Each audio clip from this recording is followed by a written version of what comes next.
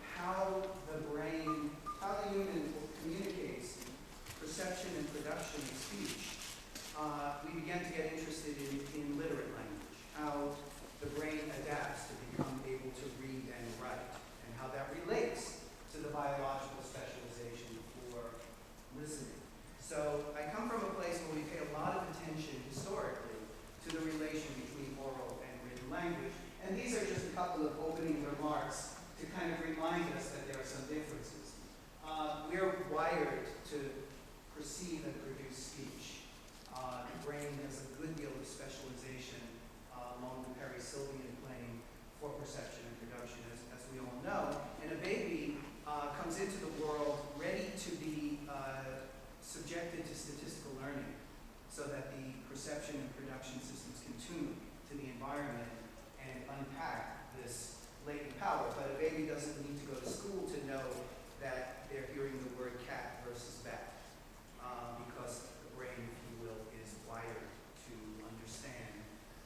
things. What a baby needs is lots of stimulation, lots of vocabulary, lots of opportunity to express and to be expressed to. But there's a naturalness to speech, which is not true for reading, because reading is a relatively recent cultural invention. We're not wired to read. Reading involves taking lots of brain systems, and that's what most of us are going to be talking about here. The reorganization of the brain, taking visual, attention, language, associative learning areas, and turning them into a circuit, turning them into a reading circuit. Reading doesn't come free. A child needs to be taught well, and significant numbers of children in all languages and cultures will struggle with reading, and good instruction is crucial. There is no brain specialization for reading, is it some cursory or colloquial way of saying it. My mentor, Albert Liberman, had a paper one time that was called "Reading is Hard because Speech is Easy." We have this naturalness of oral language that reading involves getting into the code and saying, oh, that word cat that I know how to process automatically through these brain systems has parts, and these parts can be represented by letters. So, ultimately learning to read, when the child enters literacy instruction, if they've had adequate background, they should know many thousands of words in their oral form. They know about the meaning and the phonology, the sound patterns of between 17 to 20,000 words, depending on, in terms of early environment. And so learning to read in the beginning is about building the base of this kind of triangle of feed-forward and feedback pathways, where now you're going to have connections between orthography, phonology, and semantics. And learning to read is creating a kind of a coherence or a boundedness of these features. Skilled readers can map from letters to sounds fast. If you use EEG to index the estimated time for getting to the meaning of a word, or if you use reaction time for naming, it's a couple hundred milliseconds to get from I to meaning if you're a skilled adult reader for sight words that you have read 1,000 times. But it's not many more milliseconds longer, maybe 30, 40, depending on matching stimuli, that you can sort of sound out and get to the appropriate stuff for nonsense words you've never seen, or for very low frequency words. So if you're a skilled adult reader, you've created this binding of mapping of orthography, phonology, and semantics that allows you to process stimuli in a sense automatically. And I know much of the work we're going to be seeing at the meeting will be on fluency and the automaticity of decoding. Atypically developing readers in alphabetic languages tend to be slow, non-automatic, and error-prone depending on orthographic depth. We have A.B. Lipton here and others who study transparent orthography like Finnish, where similar proportions of kids present with reading problems, and they are slow and non-automatic, but they don't tend to make so many errors on the decoding tasks because Finnish is a one-to-one feed-forward feedback mapping. Whereas English, where's Cher? I guess he's not here, but likes to call it a freak orthography. He comes to my laboratory and says, you read a freak orthography. And he's right. English has an irregular mapping, and it involves kids presenting with slow, labored, and error-prone reading. But really, the problem is always about building automaticity and building fluency. And that fails to happen in the vast majority of kids who present with reading problems. Automatic reading depends on establishing efficient connections between graphemes and phonemes, and even skilled adult readers continue to rely on that base of the triangle, the orth-phon, in the milliseconds leading up to lexical access. This is an insight that does contrast with some of the developmental theories.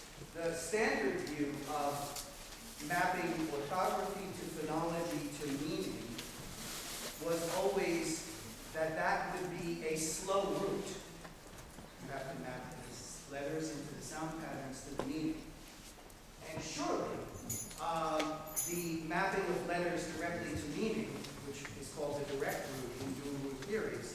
would be fast. But that strong, weak phonology notion, that phonology is kind of the thing you use to learn to read, and it hangs around to help you with things that you've never seen before, has been turned on its head in my literature, in studies of sub-threshold priming and fast priming and other kinds of word recognition data, suggesting that phonology, that's the sound pattern, activates and continues to constrain word recognition even in skilled adult readers. And I know Jane Ashby and I were talking today about some data from MEG suggesting a very early and privileged response that involves kind of the gestural features, the IFG activation, in skilled adult readers. What does this mean to those of you who don't live in my little pocket protected world? It means that skilled reading involves creating this connection, this binding, and that for skilled adult readers, the phonology that is problematic for most struggling learners continues to play a role in learning to read. And in some sense, reading is parasitic on speech. With regard to specific reading disability, there are a variety of theories and a variety of models that are out there. Can you all still hear me in the back? I don't need to stand behind them. I hate standing behind microphones. Okay, so there are a variety of theories about the underlying mechanisms of reading disability. And I'm not going to use my time today, because I want to show a lot of data, to deal with these theories of people, some of whom I like and some of whom I don't like. I'm not saying do it, I'm just saying. But proposals include those that would argue that the deficits we see in children who fail to become automatic. Remember, a skilled adult reader can get from eye to meaning in a couple hundred milliseconds, and struggling readers do not.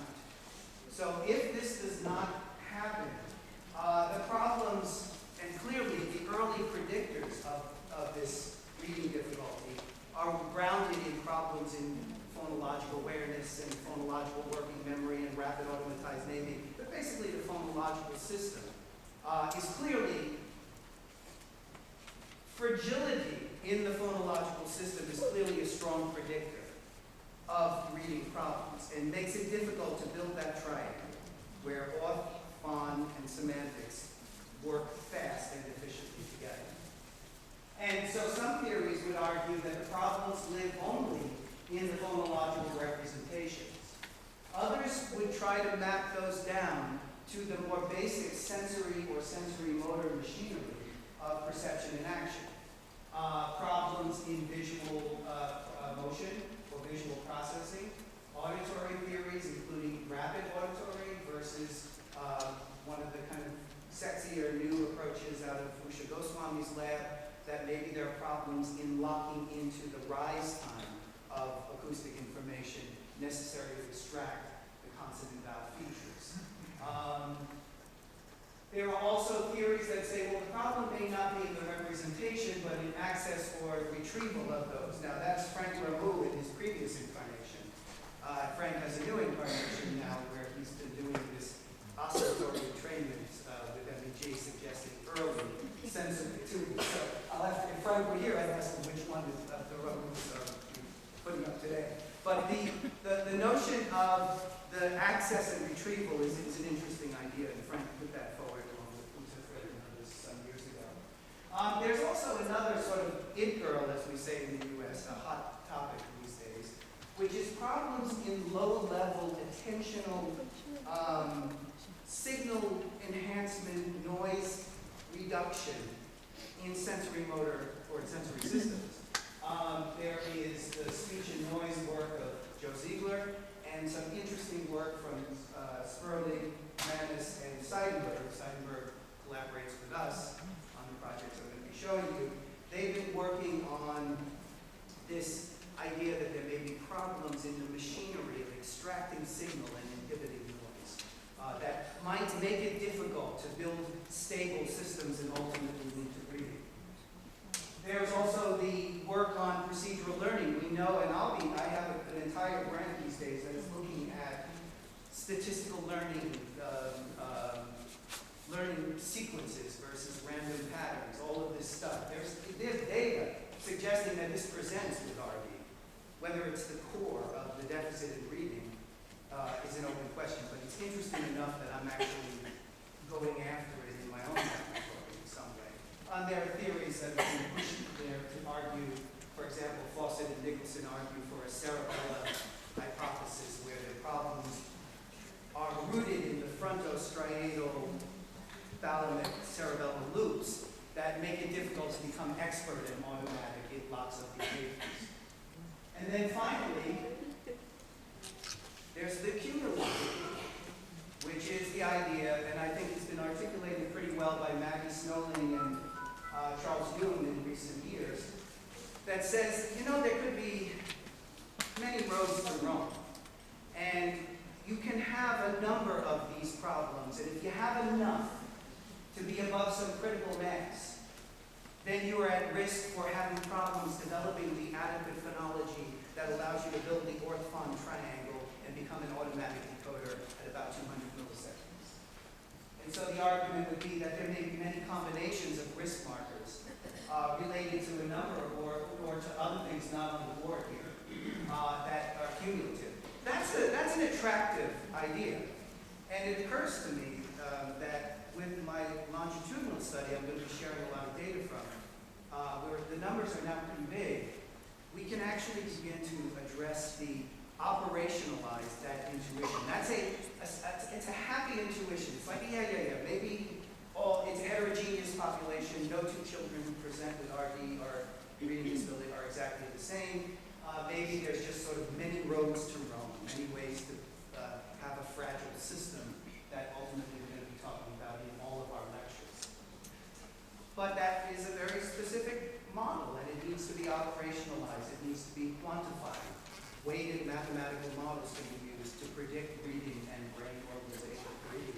And I think it's time, and I just want to share this is my soundboard, that we all feel like heterogeneity is what presents to us in learning disabilities. And we have enough gene brain behavior data emerging across many labs, Scott's lab, my lab, and many others, Dandy's lab, and many others here, where we can begin to really argue for this. But let me just conclude this section by saying it's possible that there are multiple subtypes. It's possible that a cumulative model works. But each of those theories that I put on the board actually make different predictions about where the brain should be fragile. Should it be here in the sensory motor? Should it be the cortical subcortical? Should it be in the auditory cortex in the language areas? Or if you're doing cumulative work, are there many ways to get a thing where the circuit fails to automate and develop this kind of connection?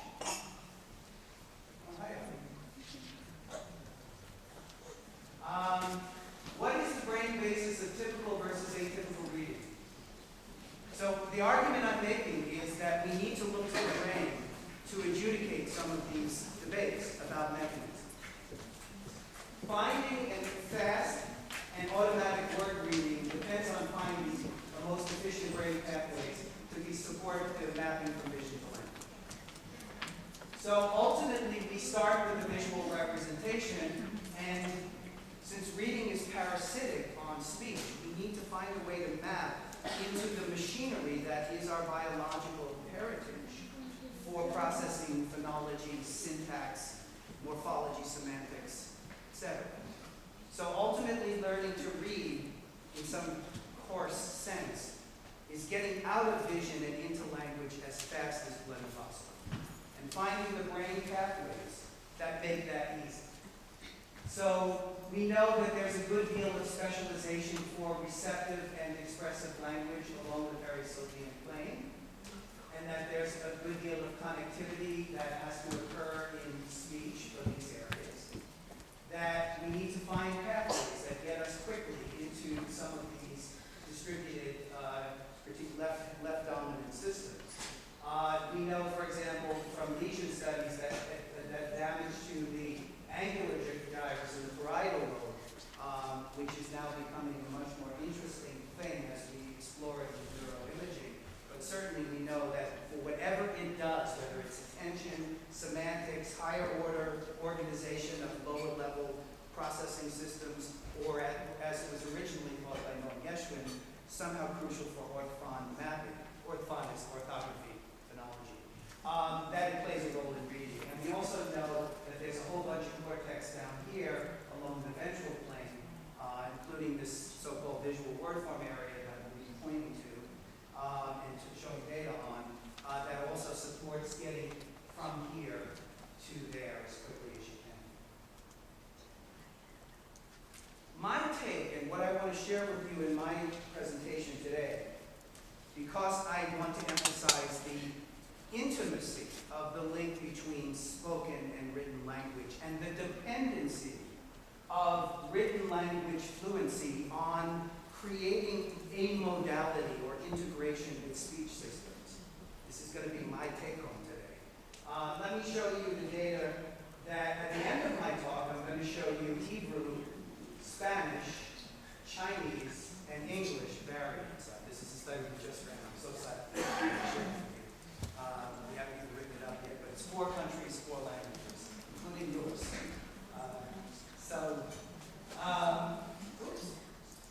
So if you look at this simple word recognition experiment, we have the word comes either to ear, speech, or eye, and you have to judge if it's a living or a non-living picture. It's a relatively low-level word recognition experiment. If you look at the voxels, or the areas that are colored in red, these are voxels that are active only for the spoken. And if you look at, and of course they all fall along the auditory cortex, no surprise. If you look at the orange voxels down here, orange, yellow, those are voxels that respond only to the printed version of the word. But a whole lot of brain around these cortices is green. And what does green mean? Well, green is those pieces of brain that respond to both. So there is in the reading circuit, so if you think about what is the reading circuit in this just sort of general model, it's anything that's either orange or green. But the key thing is, this is just to give you a gestalt. This is not the best way to see this data. You need to see the axials and see a little bit deeply into some of the structures. But the key thing that you should be getting out of this is that for skilled adult readers, and these are skilled adult readers in English, there's an awful lot of areas that become amodal. Amodal just means respond to both print and speech. And I want to argue, well, before I get to that argument, let me just go back to a model that we started to put together 10 years ago and, of course, continue to refine. It's a very underspecified model, but it was a first beginning to think about what needs to happen in order to become a fluent decoder. And there are 3 general regions that always show up, and I think we're about to hear some new data from Scott on some of the questioning, some of the developmental components with in terms of neuroimaging. So stay tuned for how that might qualify what I'm about to tell you. But we know from the literature that these broad regions activate and are part of the reading circuit. You just saw it. There are regions in this temporoparietal and inferior frontal that we're going to argue in the next 2 minutes with data that essentially this broad Wernicke's-Broca's dorsal root is crucial for cracking the code, for learning to bind orthography to the things you already have, morphology, semantics, and phonology. And that somehow the feed-forward and feedback systems are crucial for learning to read.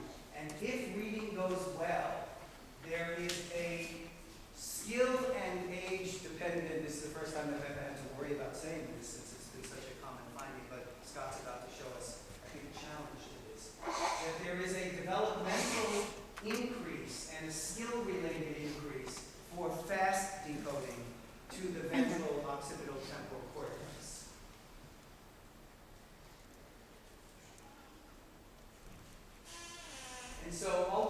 ultimately, learning to read is building efficient connectivity across these broad systems, and reading skill begins to become, in alphabetic languages, somewhat dependent on having a coherent ventral, occipitotemporal, visual, word form organization. And back to that picture. Speech-print integration is, we would argue, not just what happens. Listen. Speech-print amodality is not just what happens when you become a good reader. It's the thing that discriminates good from poor readers. And here's why. This is a study that was one of the first published out of a longitudinal study that I'm going to be showing you more data from today. It was published at time one while we were waiting for the 5-year study to finish. And we took a very large number of kids who were pretty young, and 7 on average, 7 and 8, who were emerging readers for the most part. And we measured their cognitive skills. And the one thing we know, especially Haskins maniacs like me, have paid a lot of attention to is phonological awareness. Say the word cat without the first sound, and she says, cat. Thank you. You're supposed to play that game. Come on, wake up. Okay. So the sense that spoken words are made of parts is this meta-phonological thing that you need to have to build the base of that triangle and become an automatic reader. I mean, that's uncontroversial. Whether it's everything, or whether it plays an equal role in Finnish, we work together, versus English, is an open question, but it's important in this sense of phonology. Well, we had a lot of variation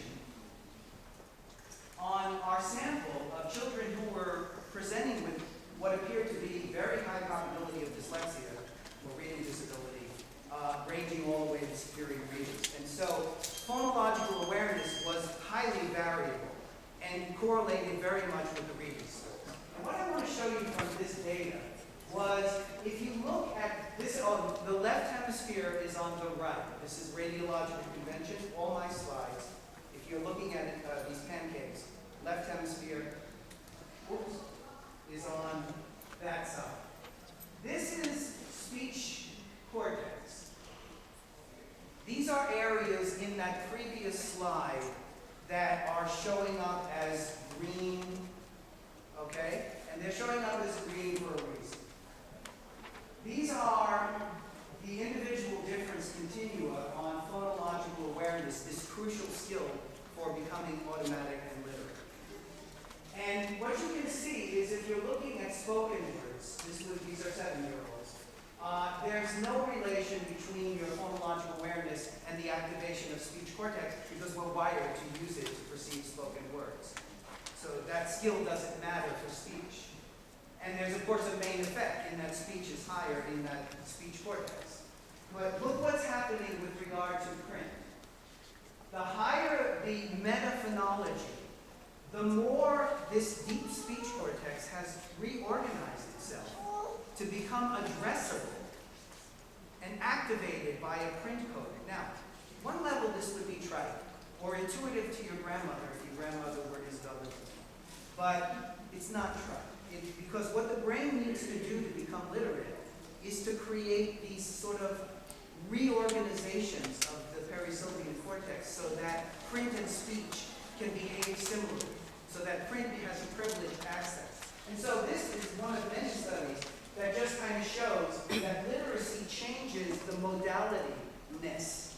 The auditory cortex becomes much more responsive to visual cues because it is doing what it needs to do. It's becoming green in that previous slide.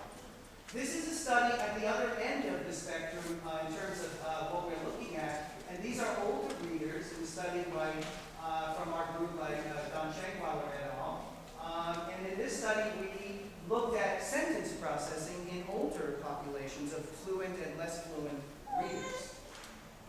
The critical difference was that the good readers had good reading comprehension and the poor readers had poor reading comprehension. And the question is, what are the differences in brain if we look at sentences? So what we had were sentences that came either to ear or I, just like that study I showed you with the little kids. These were teenagers.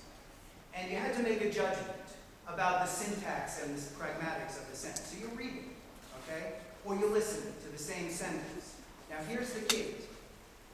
If you look in the inferior frontal gyrus, there's a lot of tissue that shows that it is active for both print and speech. And it activates more when the sentences are more complex syntactically. So this is a bit of brain here that's really important for processing sentences and getting to meaning. And it doesn't care on average whether the sentence came to the ear or to the eye. But of course, the question is whether good and poor readers differ. So what we looked at was the degree of neural overlap between print and speech sentences. If it was an area active only for print or speech, you would get red and green. But if the area had become amodal or supramodal in some sense, you would get these show as yellow. So that's not data, that is a prediction. This is data. I love this data. It's really, really interesting. So the higher the reading comprehension, the more it was yellow. In other words, sorry for these colors, yellow and green. But back to my original slide, the more green it was. Okay, that is, we created this kind of, so the Wernicke's brochures, that's critical for building a reading circuit, needs to become modality insensitive. And this requires, to our theories, the phonological awareness, the kind of plasticity of linking print and speech. And you can see it in Don's data as well as in our kitty data. These studies indicate that both at the level of word recognition and sentence processing, the critical factor discriminating skilled from less skilled readers is the degree of print-speech integration. And of course, the question is, what are the implications for instruction, as well as, is there a parallel relation in contrastive or convergence? I'll get to that briefly at the end. Developing the visual word forming. Now, this is the part of my talk that, until this 20 minutes ago, has been uncontroversial. So Scott's about to give you a presentation. I can't wait to see this data, because we're after truth, not stories. But basically, the story that has emerged from all of our research, and we'll see where your data, but is that the higher the reading ability and age, the more you develop this kind of fast mapping in the ventral visual cortex. Oops. Oh my God. This is a study we ran on 144 kids when we were still collaborating with Shakus. 144 kids between the ages of 7 and 17. And I designed a set of phonological print tests that allowed us to compare them at different ages. And this is this is essentially the VWFA, left ventral visual cortex, that is supposed to be developmentally important for rapid automatic decoding. And these data show that the higher well, first of all, if you look at this bit of range, the kids range from 7 to 17, and about half of them were dyslexic and half of them not, but there was a lot of this range. There was a linear relation with age. So the higher the age, the more activity, and this is where Scott's data may qualify. And then there was also a correlation with reading scores. And so in order to ask whether it was maturation or age, we did multiple regression. And it wasn't age, it was reading score. But the bottom line is, the more automatic and fluent you were at decoding, the more you go there. And we'll see how that story holds up when Scott presents. A typical finding in reading disability across many languages is that a lot of this posterior cortex is poorly organized, noisy, poorly functionally connected. And there is a tendency in the dysfluent reader, when the task challenges them, for them to figure out other pathways, like the right hemisphere and a lot of time. But a failure to develop these left, particularly this left VWFA, the occipitotemporal region. And to summarize a big literature with a long history, there is really good evidence that typically versus atypically developing readers differ in both the left temporal, parietal, and occipitotemporal in the following ways. unstable and reduced activation or hypoactivation is common in multiple languages. We published, along with Barry Horowitz early on, some early evidence, and now there's a good deal more with better functional connectivity approaches, showing that the problems are not just the activation, but the connectivity. That is, the degree to which the parts are working as a system, rather. And you all know, if you're not neuromappers, the brain doesn't work in parts. Everything interacts with everything else in a complex, nonlinear, dynamic, self-organizing fashion. And so in order to understand individual differences in the brain, we're not going to be able to understand them simply by looking for parts where there are differences, but by looking at systems-level connectivity analyses. There are problems I alluded to earlier in learning and consolidation, particularly for procedural skill learning that we're really after. And we first began to discover when we looked at repetition learning in good and poor readers and found that just simply repeating words could get poor readers to show activity in these circuits, but clearly that activity disappears overnight. So we're now looking at why, using overnight, we're using the Gastelum-Davis design. We reached out to Avi Carney for guidance on this. We're really looking at offline consolidation problems in RD.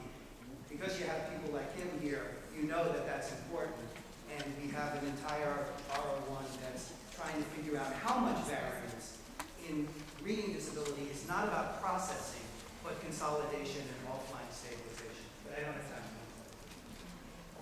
that. Reduced gray and white matter volume anomalies have been frequently reported in those areas. So, fine. So now we have some pretty good evidence from activation, connectivity, structure, and function that there's a kind of a malaise in these left posterior systems and a tendency to use alternative pathways. But as you all know, that is not an explanation of dyslexia. It is a description at the level of circuit. It is a neurophenotype. And we need to go deeper. We need to understand why the typically developing reader goes here. I hope Scott, at the end of the day, it's still here, I say, versus here. Why? What are the gene-brain behavior pathways? And in order to get at that, we need to go deeper into neurobiology. It's critical to move beyond mere identification of differences or correlates of whether you're doing well or badly. Though, when you do treatment studies, knowing which regions should be active and knowing whether they change or don't change with a given treatment is muy importante and good. But for a theory, when we see that the VWFA is poorly activated in dyslexia, we don't know if that's a consequence or a cause. Is the problem here or elsewhere or everywhere? So we need to get developmental data, we need causal modeling, which means we need to run experiments where we actually build stuff and see what drives, but we also need prospective longitudinal data to kind of hope we can get causal forward-moving models. So we've been running a bunch of them.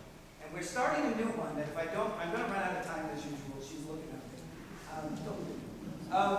But where?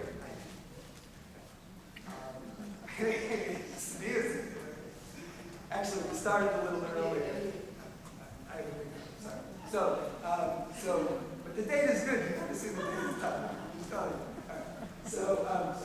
So we are doing, we're starting a new version of the longitudinal data looking at gene-brain behavior pathways that you're not going to see today because we just started, but it actually starts at age 3. And it also is looking at contrastive languages, Dutch with Ludo Verhoeven, Chinese, and also there's a new Polish connection. And always Heikki, Luton, and I have been looking at the contrast between English and Finnish. We continue to do that. This study that I'm going to be sharing data from mostly is the one from age 7 to 9 in English. I'm not sharing any cross-language data from the longitudinal projects, and I am going to share some cross-sectional data that gives us insight into what we think we're going to see. And here's the basic design of everything I'm going to share that's new. Kids come in, and at time 1, we get DNA, we do magnetic resonance spectroscopy, and we have a brand new finding that I'm sharing with you that's under review that I think really is opening a new door for us. I value and look forward to your input on that. Structural and functional MR and behavior. We track kids for 2 years, and then we re-sample the circuit. And we are looking at developing predictive models based on gene, brain, and cognitive testing. There are a number of findings that I don't have time to go into today, and I'll summarize them. They're all published. One that's at the top is a study we published a couple of years ago in Brain. And this is important, I think, for this meeting. I just want to throw it out real quick, but I'm not going to show you the data. But it's published. We know from Hickey's work, and we'll probably talk about it a little bit, maybe you usually do, from this, the uvesicular longitudinal study is the model of how to do longitudinal work around the world. And the kids are now 10 years old, and they've been tracked since they popped into the world. The cute little Finnish babies with the EEG caps. And Hickey's, of course, had found, along with other people, that late talkers, really profoundly delayed speakers, are at an elevated risk for reading disability. In your case, especially if that is combined with family history. So we know that problems in speech motor development presage learning to read and put kids at risk. And so in that paper, in the study, we identified groups of children who were scanning at age 7 as they begin my longitudinal study, and who either had late or talking or on time. And the basic finding was that whether they're listening or reading words, well, first of all, the most important finding is we replicated that there was a higher incidence of dyslexia in the kids with late listening. Not every kid who presents with reading problems was a late talker, and not every late talker is dyslexic, but there was a link. And then we found an anomaly that was really striking, actually, in basal ganglia, thalamus, and Wernicke's area in both modalities. So what I want to, the reason I'm sharing that, not going into the technical details, is just the first couple of years, speech motor development is driving a lot of development. And if we can identify anomalies, potentially things like basal ganglia, early on, then we might be in a position of getting a better window on why significant numbers of kids with oral language problems also struggle with reading. So in the new project that we just started, we are not only measuring kids at age 3 and using age-appropriate imaging, but we're also doing measures of the quality of speech gesture, speech perception dynamics, to see if that's driving variance above and beyond the usual predictors of phonologic awareness or rapid memory. So we'll let you know in a couple of years where that goes. We have a paper, a first sort of existence proof paper. Nicole Dandy and as first author on this, we work with Elena Grigorenko on the genetics piece. And we have some data showing a sensible relation between reading, brain activation, and a known polymorphism on the comp sheet. But we're currently subjecting all the data to GWAS, and we will be continuing to explore these links. This is a study that just came out this year, and I'll take a minute to quickly show you, but it's published. And what's important about this study is when I gave you the first part of my talk, I focused on the cortex. So if you're a good reader at age 10, 9, or 30, you've got this coherent, functionally connected circuit here. And if you're an atypically developing reader, we find anomaly in cortex in those regions. I've already made that case. But most of the previous studies have been based on kids who were either good readers or not. But we had an opportunity, because of the longitudinal data, to exclude everyone who wasn't 7. I wish that they had been 5, but this was what we had. So we had our youngest emergent readers. And in this study, we wanted to ask, what are the brain pathways that discriminate typically and atypically developing readers at a point in time when the mature circuit, the 3-part thing I showed you, is still largely coming online? What is the distributed arrangement of visual, attention, language, cortical, and subcortical circuits that are actually working together to learn to crack the code rather than to continue to read? And we have to look at the youngest we can. So this was the youngest I had. I wish they were younger. There's beautiful new data coming out of Nadine Gabe's lab, and of course our new study is now funded, and we'll look at preschool, but this is what I have for now. It's not good enough because everybody's already had some reading experience. I'd like to see them before. But nonetheless, we also have the usual predictors, and all of these, here's a big surprise, LD experts, all of these things from rapid auditory processing to phonological awareness to decoding are really strongly correlated with one another in decoding, right?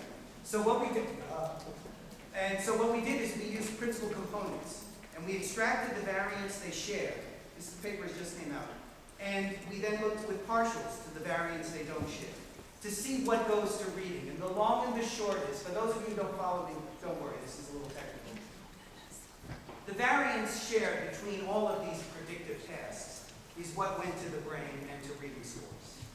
And when we looked at the correlation of this PCA score with activation in 7-year-olds, we find that individual differences are found in IFG and in the fusiform as it begins to develop a sort of the beginnings of fusiform organization for PWFA. And we see parietal pits and we see the usual. But here's a couple of things we don't see in older cohorts. We don't see so much involvement for precuneus and visual attention areas. We don't see so much cingulate involvement in discriminating good and poor readers. And we certainly do not see the pulvinar-centered activity in the thalamus, which is the strongest correlate in our data. So, particularly in the left.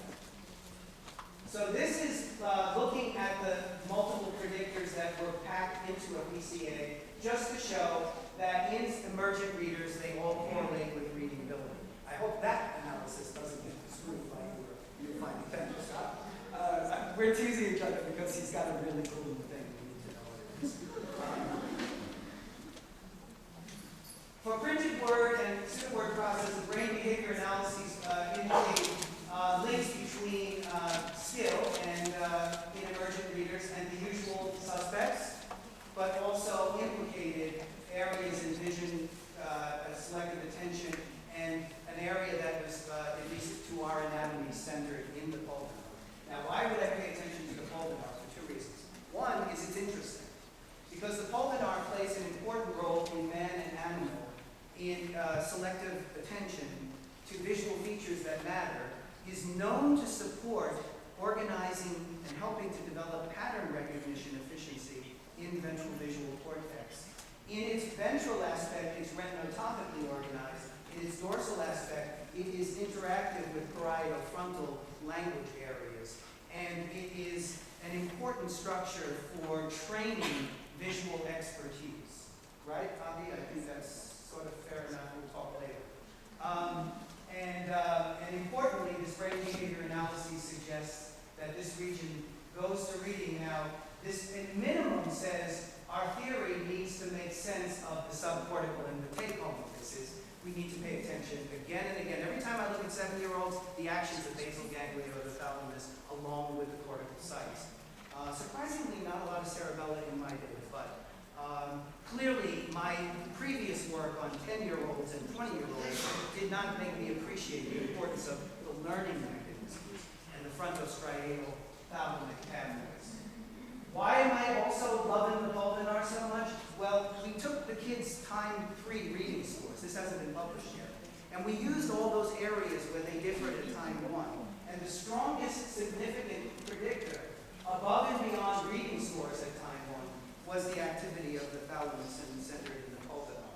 So we think that there are animal and human models that make the pulvinar a good candidate. There have been previous links, but for this audience, what I want to share is we need to pay attention to the thalamus. Probably not a surprise to the neuroscientists here, but certainly to the non-neuroscientists. It just suggests the models need to have a learning mechanism, not just a processing. Because once you've done the learning, you end up with things. So this is important to us. And this is the brand new data that I want to share with you. I'm getting there. On 74 of the children, we were able to acquire magnetic resonance spectroscopy. And Scott, that's the voxel that you yelled. Scott Holland used to work at the same place we do our imaging. This is Doug Rothman's fat medial voxel that is known to be good at getting GABA sensitivity. So all the kids from this study, the 74 kids, were, while watching a movie, were given a scan that allows you to quantify the neurochemistry of the brain to the best of our technology at that time on 14 scanner. N-acetyl aspartate, GABA, glutamate, and choline.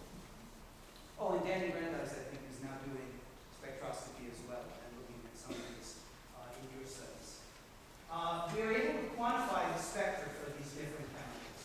Now, there were a couple of studies came out of Oxford in the early 80s and 90s suggesting elevated choline in a few regions of interest, cerebellum and angular gyrus, in dyslexic, small groups of adult dyslexics compared to controls.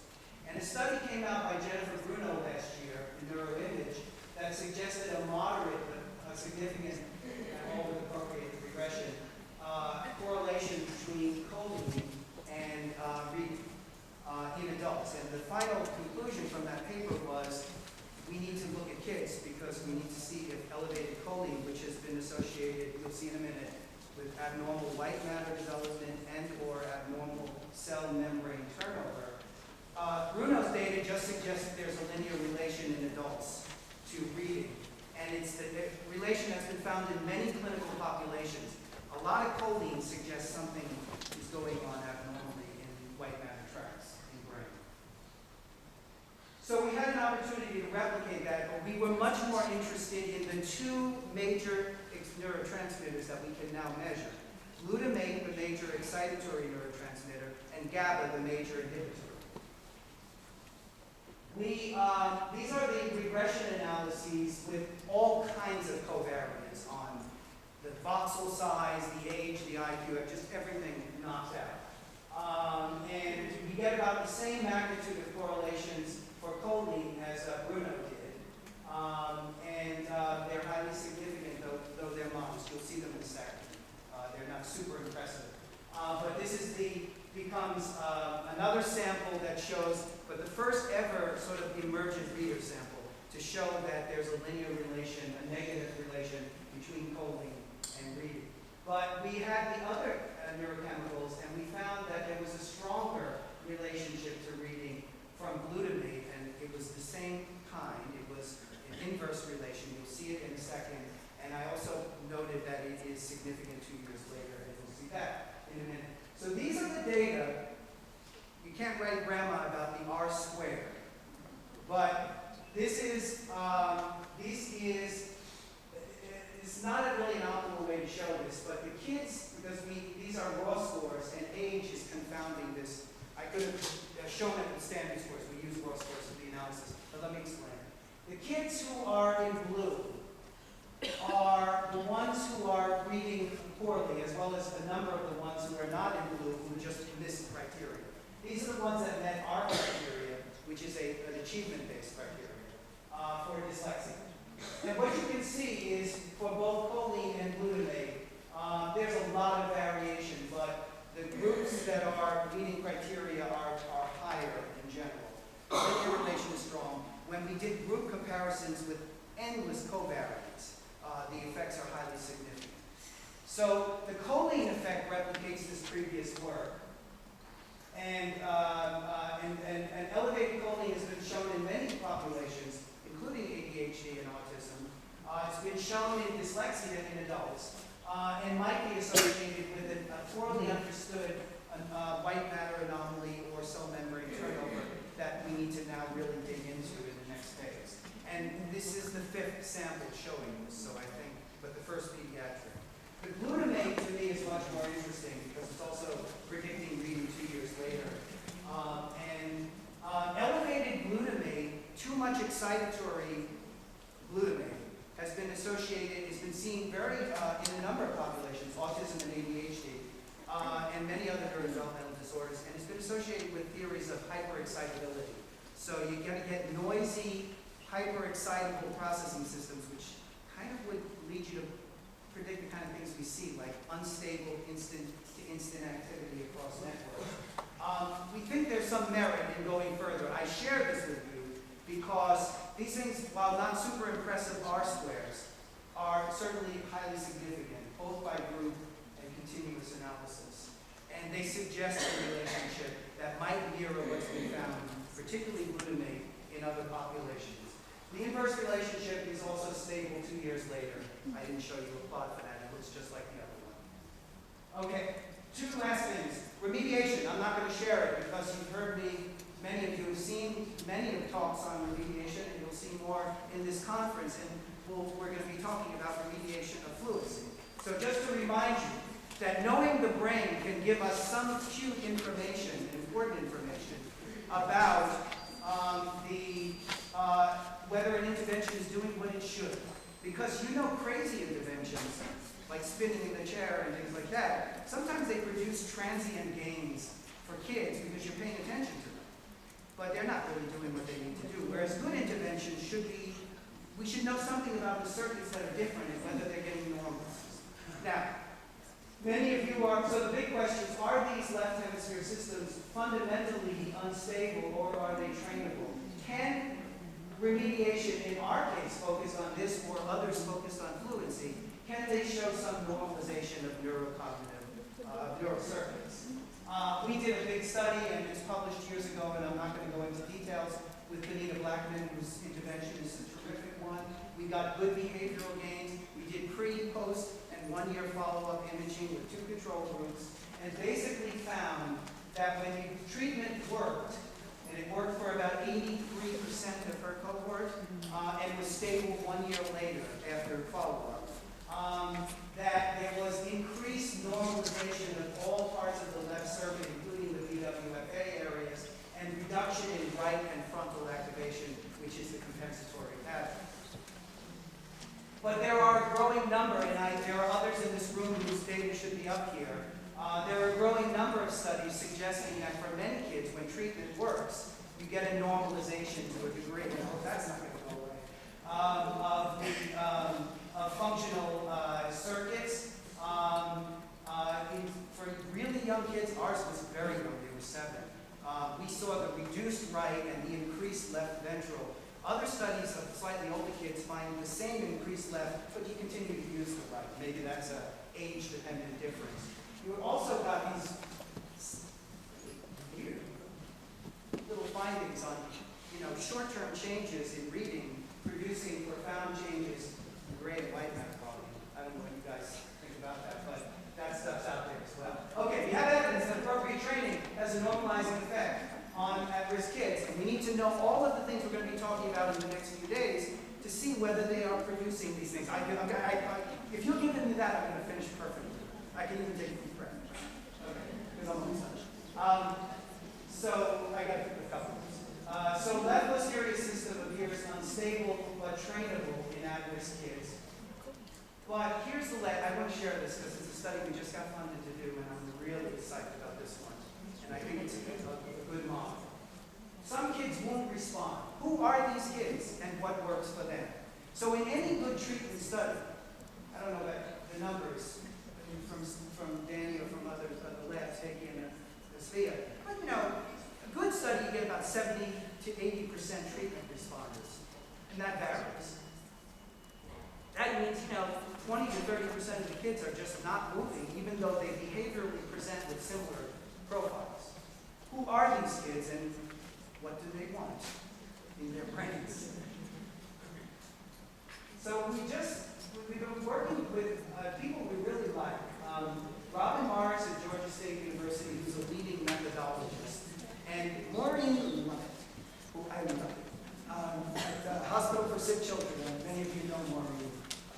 And she's developed a treatment that's called PHASD, or FAST, and it emphasizes all the good stuff, and it's her version of all of this. And she and Robin have about 25 years of treatment data on 1,000 kids. And they work with Marianne Wolf as well, and Ravo.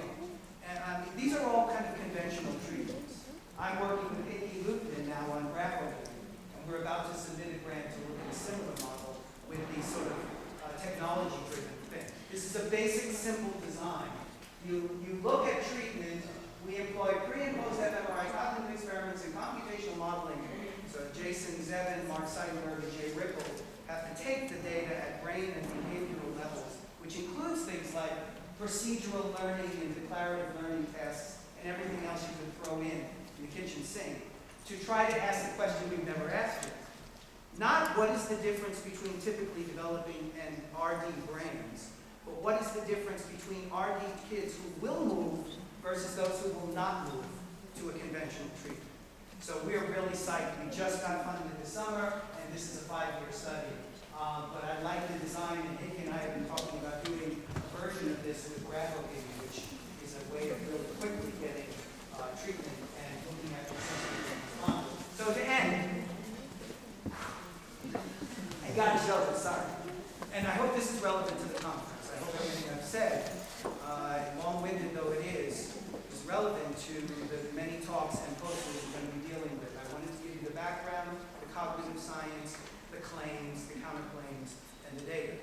But I want to end with this, because on day 3, we're going to ask the question, is all this different in different orthographies, or is it all the same? Is there a universality to the brain, or does orthographic depth or alphabetic versus non-alphabetic modulate what? Well, what was Kenneth driving me crazy with? The green voxels. Remember the need in English at least to have a modality, and the more you get it in Wernicke's and Broca's, the better you're reading in both kids and older, right?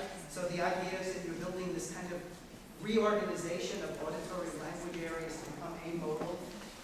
So this is our main point. Do you need to do that in Hebrew and English and Chinese and Spanish?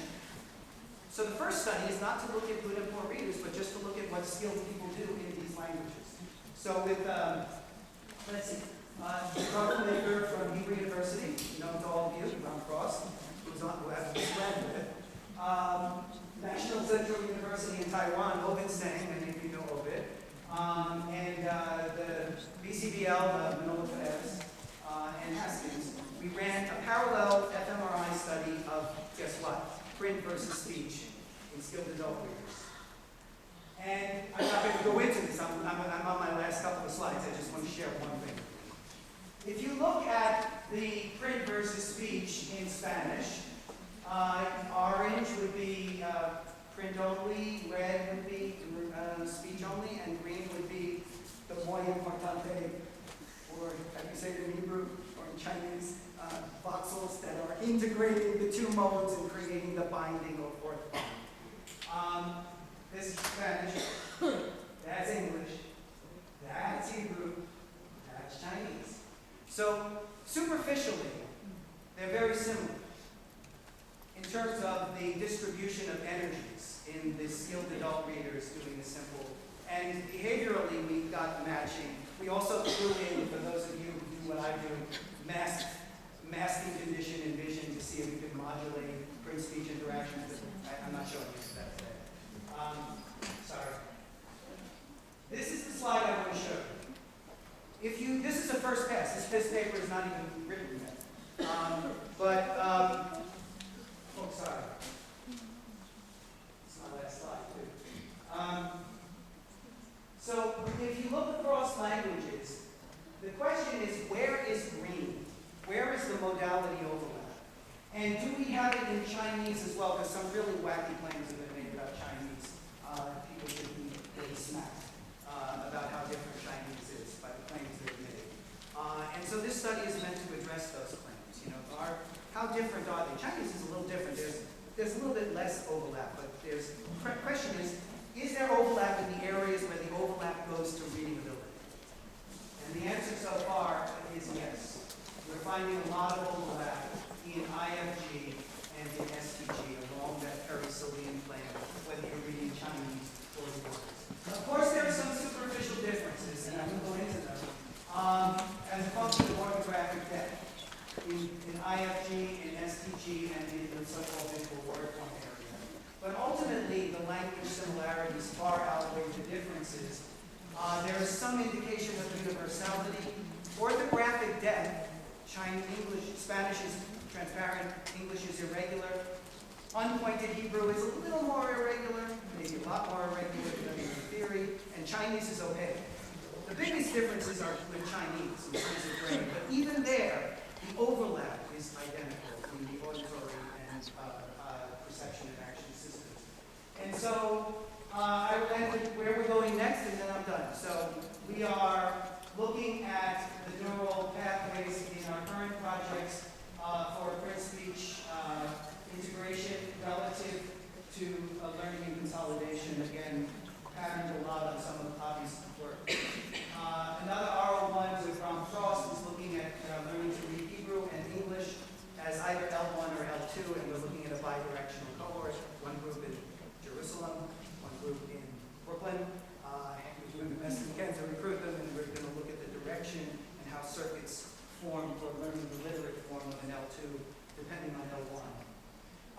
The one I mentioned with Georgia State and sick kids, and also the new HEO one that takes the longitudinal study that I just reported to you back to H3 in several languages. So this is what we do. These are the people I want to thank. I gave you a lot. I apologize for so much. But I wanted to, since I'm the first speaker, I wanted to make sure we put a little cognitive context here, a little bit of our data because I want to share it. But ultimately, the rest of the conference is about contrast. There's going to be a lot of agreement and disagreement. There's going to be a lot of new data. But this is sort of the kind of things we've been working on for a very long time. Thank you for your attention.